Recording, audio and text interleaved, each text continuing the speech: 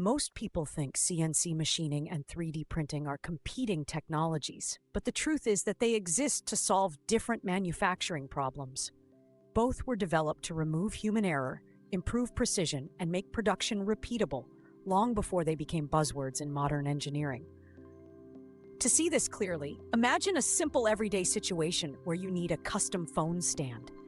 If you want it strong, precise, and smooth, you'd likely machine it from a solid block. If you want a complex shape quickly with minimal waste, you'd probably 3D print it.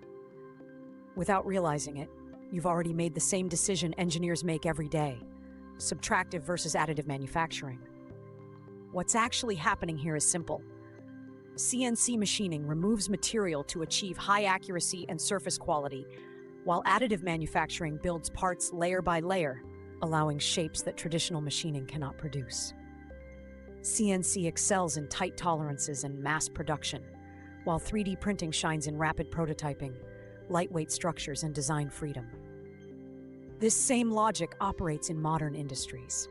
Engine components and precision shafts are CNC machined, while aerospace brackets, medical implants, and prototypes are often 3D printed. Engineers frequently use both technologies together, printing for design validation and machining for final production. The rise of CNC and additive manufacturing transformed manufacturing into a digital workflow where designs go directly from CAD to machines with minimal human intervention. This shift allows faster iteration, consistent quality, and scalable production, redefining how modern factories operate. Now that you understand the intuition behind CNC machining and additive manufacturing, the next natural step is to explore design for manufacturing, DFM, tolerances, and material selection, where we learn how engineers design parts that are not just innovative, but actually manufacturable in the next episode.